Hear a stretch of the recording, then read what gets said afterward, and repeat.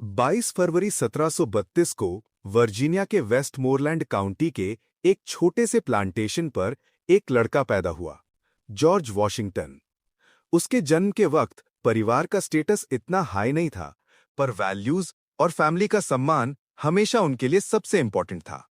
George के परिवार में वैल्यूज, रिस्पॉन्सिबिलिटी और हार्डवर्क का कल्चर बचपन से ही था, और यही चीजें आगे चलकर उसके लीडरशिप और कैरेक्टर की फाउंडेशन बन गई। जॉर्ज का बचपन नॉर्मल बचपन से थोड़ा अलग था।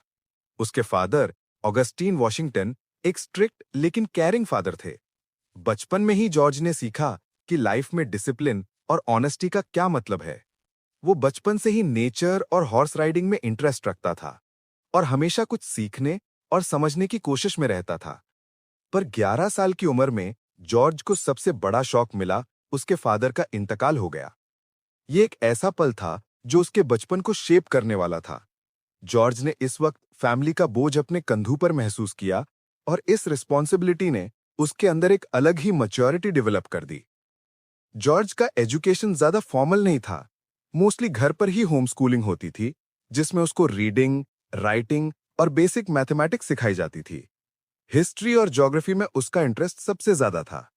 जॉर्ज को अपनी सराउंडिंग्स ऑब्जर्व करना, नेचर को समझना और लोगों के बिहेवियर को एनालाइज करना बचपन से ही पसंद था। ये स्किल्स आगे चलकर एक सक्सेसफुल लीडर बनने में उसकी मदद करेंगी। एक छोटी सी कहानी जो जॉर्ज के कैरेक्टर को परफेक्टली डिस्क्राइब करती है, वो है चेरी ट्री की कहानी। कहते हैं, एक दिन जॉर्ज ने एक चेरी ट्री का पेड़ काट दिया।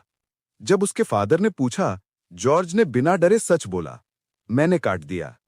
ये कहानी सिंबॉलिक है, लेकिन ये दिखाता है कि ऑनेस्टी और इंटेग्रिटी बचपन से ही उसके अंदर थी। यही क्वालिटीज आगे चलकर जॉर्ज वॉशिंगटन को एक ट्रस्टेड और रिस्पेक्टेड लीडर बनाएंगी। बचपन के ये साल सिर्फ चैलेंजेस ही नहीं, बल्कि लर्निंग और एक्सप्लोरेशन से भरे हुए थे। जॉर्ज ने अपने सराउंडिंग्स से, अपने परिवार से और अपने एक्सपीरियंसेस से हमेशा कुछ ना कुछ सीखा। उसका इंटरेस्ट बुक्स और लर्निंग में हमेशा बना रहा। हिस्ट्री, फिलॉसफी और लीडरशिप के बेसिक प्रिंसिपल्स में उसका फैसिनेशन शुरू ही बचपन में हुआ था। उसके टीनेज ईयर्स में भी जॉर्ज एक रिस्पॉन्सिबल और क्यूरियस लड़का था। वो अपने हाउस होल्ड की छोटी रिस्पॉन्सिबिलिटीज को सीरियसली लेता था और अपनी फैमिली को कभी डिसअपॉइंट नहीं करता था। ये डिसिप्लिन और रिस्पॉन्सिबिलिटी जो बचपन में डेवलप हुई थी, आगे चलकर उसके लीडरशिप और डिसीजन मेकिंग स्किल्स का बेस बनी। जॉर्ज का दिमाग हमेशा एक्टिव रहता था और वो हर चीज में बेस्ट करने की कोशिश करता था। उस वक्त की सोसाइटी भी जॉर्ज के कैरेक्टर को शेप करने में इंपॉर्टेंट रोल प्ले कर रही थी। वर्जीनिया के प्लांटेशन एनवायरनमेंट में लाइफ सिंपल थी, पर डिसिप्लिन और रिस्पेक्ट से भरी हुई थी। जॉर्ज ने बचपन से ही ऑब्जर्व किया कि कैसे एल्डर्स अपने डिसीजंस में फेयर और जस्ट होते हैं। ये अंडरस्टैंडिंग और ऑब्जर्वेशन स्किल्स फ्यूचर में उसके पॉलिटिकल और मिलिट्री डिसीजंस में काम आएंगी। एक और इंपॉर्टेंट एस्पेक्ट जॉर्ज के चाइल्डहुड का था उसकी इमोशनल इंटेलिजेंस। उसने अर्ली एज में ही सीख लिया था कि रिलेशनशिप्स और अंडरस्टैंडिंग ऑफ पीपल लीडरशिप के लिए कितनी जरूरी हैं। अपने सिबलिंग्स, नेबर्स और कम्युनिटी मेंबर्स के साथ इंटरैक्शन में जॉर्ज का एम्पैथी और अंडरस्टैंडिंग दिखाई देता था। ये क्वालिटीज आगे चलकर एक ऐसे लीडर को डिफाइन करेंगी जो सिर्फ ऑर्डर्स में ही देता, बल्कि लोगों को इंस्पायर करता है और उनका रिस्पेक्ट अर्न करता है। जॉर्ज के बचपन की लाइफ सिर्फ लर्निंग और वैल्यूज से ही नहीं, बल्कि छोटे एडवेंचर्स और एक्सप्लोरेशन से भी भरी हुई थी। हॉर्स राइडिंग, नेचर के एक्सप्लोरेशन और आउटडोर एक्टिविटीज में जॉर्ज काफी एक्टिव था। ये फिजिकल एक्टिविटी और ऑब्जर्वेशन स्किल्स आगे चलकर मिलिट्री और स्ट्रैटेजिक थिंकिंग में उसकी मदद करेंगी। बचपन के ये एक्सपीरियंसेस उसके लिए एक सॉलिड फाउंडेशन बन गए, जो लेटर लाइफ में क्रिटिकल डिसीजंस लेने में काम आएंगे। इस पीरियड में जॉर्ज की पर्सनालिटी में एक बैलेंस डेवलप हुआ। डिसिप्लिन और क्यूरियोसिटी, ऑनेस्टी और करेज, ऑब्जर्वेशन और डिसीजन मेकिंग। ये कॉम्बिनेशन उसके लाइफ के हर स्टेज में इंपॉर्टेंट रहेगा।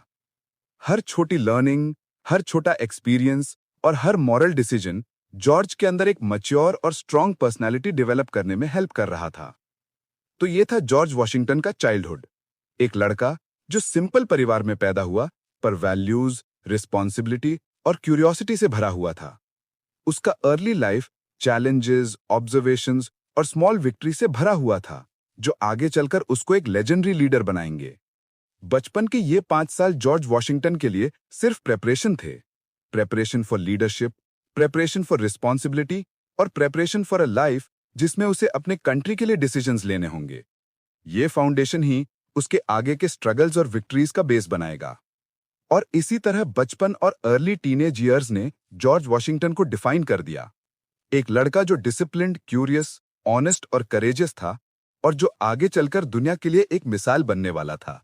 जब जॉर्ज वॉशिंगटन जवान हुआ, उसकी जिंदगी में रिस्पॉन्सिबिलिटीज और अपॉर्चुनिटीज दोनों ही बढ़ गईं।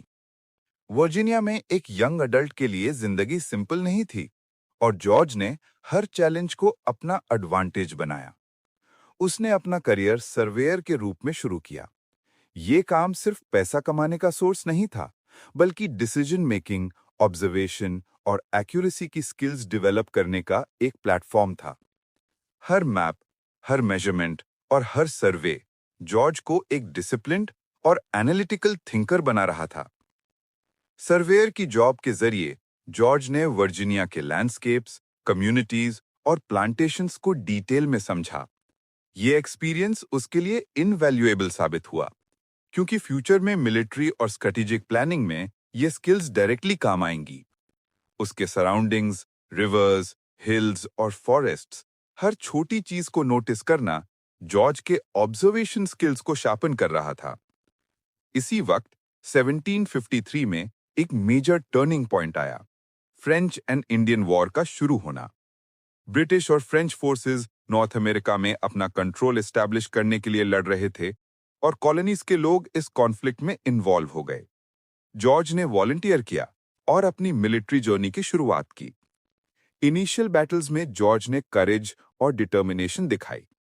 हर कॉन्फ्लिक्ट, हर मिशन और हर एनकाउंटर उसके लिए एक लर्निंग एक्सपीरियंस था। एक यंग ऑफिसर के रूप में जॉर्ज को सोल्जर्स की ट्रेनिंग, लॉजिस्टिक्स और बैटलफील्ड डिसीजन मेकिंग का फर्स्ट हैंड एक्सपीरियंस मिला। इंजरीज और क्रिटिसिज्म का सामना करते हुए भी उसने कभी हिम्मत नहीं हारी। ये रेजिलियंस, जो बचपन से डेवलप हुई ऑनेस्टी और डिसिप्लिन के साथ मर्ज हुई, जॉर्ज के लीडरशिप स्टाइल को डिफाइन कर रही थी। मिलिट्री बिगिनिंग्स में जॉर्ज ने एक इंपॉर्टेंट लेसन सीखा। लीडरशिप सिर्फ ऑर्डर्स देना नहीं, बल्कि अपने सोल्जर्स के साथ रहकर, उनके चैलेंजेस समझकर और उनको मोटिवेट करके अचीव करना होता है। वैली फॉर्ज और ट्रेंटन जैसे लेटर बैटल्स में ये स्किल्स क्रिटिकल साबित होंगी, और ये सब शुरुआत यहीं से हुई। जॉर्ज की पर्सनैलिटी इस फेज में और स्ट्रांग हो गई। उसका डिटर्मिनेशन, पेशेंस और मॉरल करेज हर चैलेंज के साथ ग्रो हुआ। हर बैटलफील्ड का एक्सपीरियंस, हर स्ट्रैटेजी का सक्सेस या फेलियर उसके अंदर एक विजन डेवलप कर रहा था। एक लीडर जो सिर्फ अपनी विक्ट्री के लिए नहीं, बल्कि अपनी टीम और कंट्री के लिए डिसीजन लेता है। इस वक्त जॉर्ज की पर्सनल लाइफ में भी मेजर डेवलपमेंट्स हो रहे थे। मार्था कस्टिस के साथ उसका मैरिज 1759 में हुआ और ये पार्टनरशिप उसके लिए एक इमोशनल और मॉरल सपोर्ट का सोर्स बनी। मार्था एक इंटेलिजेंट और स्ट्रांग वुमन थी, जो जॉर्ज के एम्बिशंस और रिस्पॉन्सिबिलिटीज को समझती थी। उनका रिश्ता जॉर्ज के पर्सनल ग्रोथ और स्टेबिलिटी में एक इंपॉर्टेंट रोल प्ले कर रहा था। यंग अडल्ट जॉर्ज के लिए सबसे चैलेंजिंग चीज थी अपने एम्बिशंस और रिस्पॉन्सिबिलिटीज के बीच बैलेंस मेंटेन करना। सर्वेयर के काम में एक्सीलेंस, मिलिट्री में करेज और पर्सनल लाइफ में कमिटमेंट, ये 3 पिलर्स एक साथ मैनेज करना इजी नहीं था।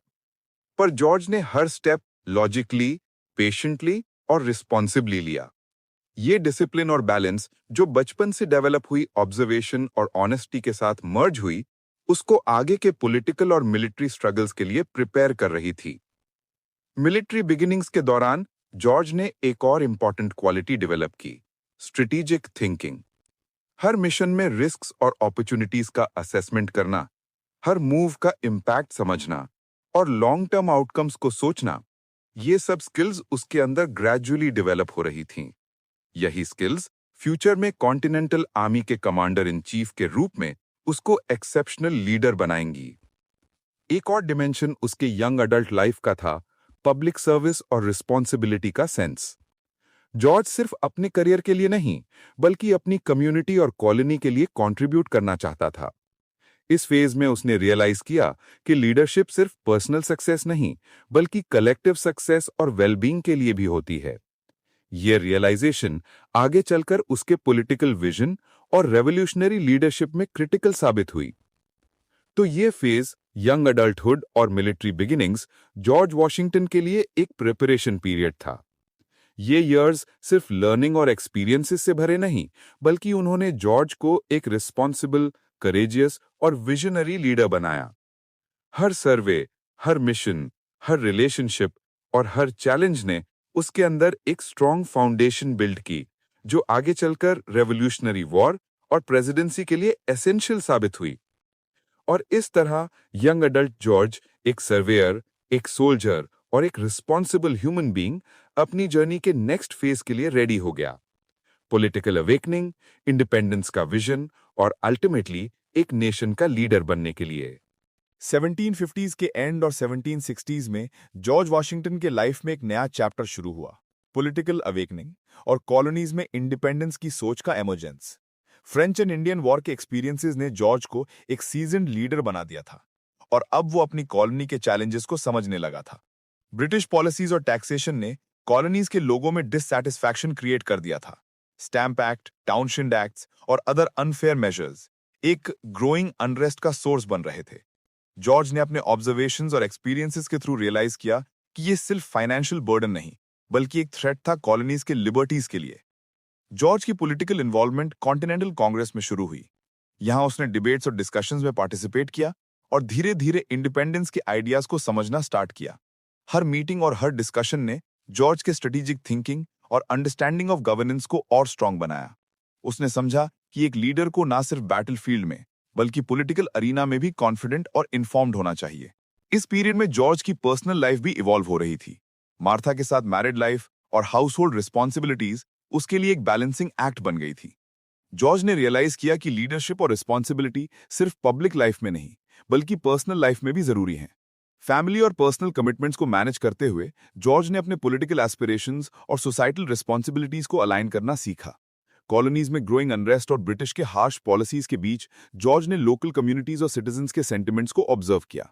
उसने देखा कि लोग जस्टिस और फेयर ट्रीटमेंट के लिए कितना पैशनेट हैं। ये ऑब्जर्वेशन उसके पॉलिटिकल विजन में इंटीग्रेट हुई, एक ऐसे लीडर की सोच जो अपने लोगों की नीड्स को समझता है और उनके लिए डिसीजंस लेता है। रोड टू रेवोल्यूशन में जॉर्ज का रोल ग्रेजुअली क्लियर हुआ। वो सिर्फ एक सोल्जर या पब्लिक फिगर नहीं बल्कि एक विजनरी लीडर बन रहा था। इंडिपेंडेंस का आइडिया अब सिर्फ एक डिस्टेंट थॉट नहीं था बल्कि एक अचीवेबल गोल लगने लगा। जॉर्ज ने अपने एक्सपीरियंसेस, ऑब्जर्वेशंस और स्ट्रेटेजिक थिंकिंग के बेसिस पर यह समझा कि कॉलोनीज के लिए इंडिपेंडेंस की जर्नी एक करेक्टिव एफर्ट होगा। 1775 का साल आया और जॉर्ज वॉशिंगटन की जिंदगी का सबसे चैलेंजिंग और डिफाइनिंग फेज शुरू हुआ, अमेरिकन रेवोल्यूशन। कॉन्टिनेंटल कांग्रेस ने जॉर्ज को कॉन्टिनेंटल आर्मी का कमांडर इन चीफ अपॉइंट किया। ये अपॉइंटमेंट उसके लिए एक इमेंस रिस्पॉन्सिबिलिटी थी।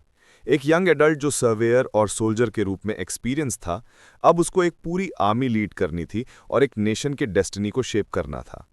जॉर्ज ने रियलाइज किया कि एक सक्सेसफुल मिलिट्री लीडर सिर्फ टैक्टिक्स और वेपन्स का नॉलेज नहीं रखता बल्कि स्ट्रैटेजी, मोरल और डिसिप्लिन को इक्वली मैनेज करता है। हर सोल्जर की कैपेबिलिटी, मोटिवेशन और मेंटल स्टेट को समझना उसके लिए क्रिटिकल था। ये अंडरस्टैंडिंग ही उसको लेटर बैटल्स में एज देगी। इनिशियल चैलेंजेस बहुत टफ थे। आर्मी मोस्टली अनट्रेन्ड और पुअरली सप्लाइड थी। फूड, क्लोथिंग और वेपन्स की शॉर्टेज थी। हर विंटर, हर मार्च और हर बैटल के साथ जॉर्ज के लीडरशिप स्किल्स को टेस्ट किया जा रहा था। वैली फोर्ज में हार्श विंटर के टाइम जॉर्ज ने अपनी आर्मी का मोराइल हाई रखा। उसमें सोल्जर्स को इंस्पायर किया, उनकी नीड्स को समझा और उनके साथ हार्डशिप्स में शेयर किया। ये एग्जाम्पल लीडरशिप का ही एक ऐसा स्टैंडर्ड सेट करता है जो आज भी हिस्टोरिकल रिकॉर्ड्स में याद किया जाता है। जॉर्ज के लिए सबसे इंपॉर्टेंट लेसन ये था कि करेज के साथ पेशेंस और प्लानिंग भी जरूरी है। ट्रेंटन और प्रिंसटन जैसे बैटल्स में जॉर्ज ने बोल्ड मूव्स और सरप्राइज अटैक्स प्लान किए जो एनिमी फोर्सेस के लिए अनएक्सपेक्टेड और डेवेस्टेटिंग साबित हुए। हर स्ट्रैटेजी, हर रिट्रीट और हर ऑफेंसिव केयरफुली कैलकुलेटेड थी। ये दिखाता है कि एक ग्रेट लीडर कैसे कैलकुलेटेड रिस्क्स लेता है और कैसे अपने रिसोर्सेज और सिचुएशन के हिसाब से डिसीजंस लेता है। एक और डायमेंशन जो जॉर्ज के लीडरशिप में दिखा, एम्पैथी और कनेक्शन विद सोल्जर्स। वो सिर्फ ऑर्डर्स नहीं देता था बल्कि हर सोल्जर के स्ट्रगल और सैक्रिफाइस को समझता था।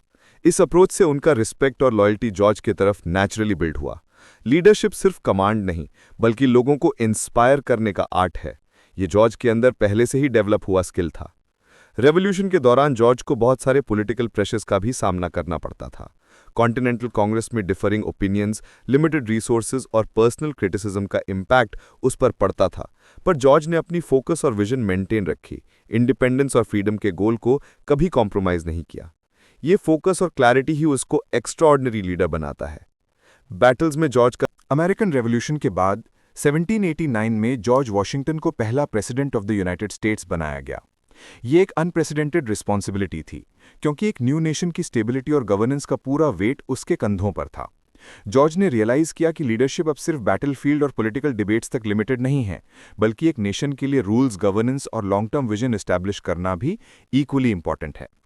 जॉर्ज ने पहले स्टेप के रूप में एक गवर्नमेंट का फ्रेमवर्क एस्टैब्लिश किया: एग्जीक्यूटिव डिपार्टमेंट्स, जुडिशियल सिस्टम और एडमिनिस्ट्रेटिव स्ट्रक्चर। कॉन्स्टिट्यूशन के प्रिंसिपल्स को फॉलो करते हुए उन्होंने गवर्नमेंट की क्रेडिबिलिटी और अथॉरिटी को बिल्ड किया। ये एफर्ट्स सिर्फ शॉर्ट टर्म सॉल्यूशंस के लिए नहीं, बल्कि लॉन्ग टर्म स्टेबिलिटी और डेमोक्रेटिक फाउंडेशन के लिए किए गए। जॉर्ज वॉशिंगटन की प्रेसिडेंसी के दौरान सबसे बड़ा चैलेंज था एक न्यू नेशन में यूनिटी मेंटेन करना।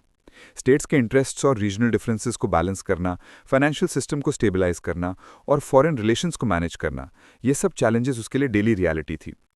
जॉर्ज ने पेशेंस, डिप्लोमेसी और विजडम के साथ इन चैलेंजेस को फेस किया। एक और नोटेबल एस्पेक्ट था वॉलंटरी रिटायरमेंट। जॉर्ज ने सिर्फ 2 टर्म सर्व किए और फिर वॉलंटरीली ऑफिस छोड़ा। ये प्रेसिडेंट उसने डेलिबरेटली सेट किया ताकि फ्यूचर लीडर्स के लिए एक स्टैंडर्ड एस्टैब्लिश हो। ये डिसीजन डेमॉन्स्ट्रेट करता है कि ट्रू लीडरशिप में पर्सनल एम्बिशन से ज्यादा नेशन का इंटरेस्ट पहले होता है। जॉर्ज का लीडरशिप स्टाइल प्रेसिडेंसी में भी कंसिस्टेंट था। इंटेग्रिटी, ऑनेस्टी और विजन के साथ डिसीजंस लेना। हर पॉलिसी, हर लॉ और हर एडमिनिस्ट्रेटिव एक्शन में ये क्वालिटीज दिखती थी। लोगों का ट्रस्ट और रिस्पेक्ट उसके ऑनेस्ट अप्रोच की वजह से बिल्ट हुआ। सिटीजन्स और इंटरनेशनल कम्युनिटी ने रिकग्नाइज किया कि एक स्ट्रांग मॉरल और विजनरी लीडर अमेरिका का हेड है। मॉरल इंटेग्रिटी और पर्सनल वैल्यूज जॉर्ज के प्रेसिडेंसी के कॉर्नरस्टोन थे। उन्होंने अपनी पर्सनल लाइफ और पब्लिक लाइफ में बैलेंस मेंटेन किया। मार्था के साथ स्ट्रांग पार्टनरशिप, अपनी वैल्यूज और ऑनेस्टी ने उनको इमोशनली ग्राउंडेड रखा, जिससे वो रैशनल और वाइज डिसीजंस ले सकते थे। ये पर्सनल स्टेबिलिटी और सपोर्ट सिस्टम लीडरशिप के लिए क्रिटिकल था। फॉरेन पॉलिसी और इंटरनेशनल रिलेशंस में भी जॉर्ज ने एक्सेप्शनल डिप्लोमेसी दिखाई।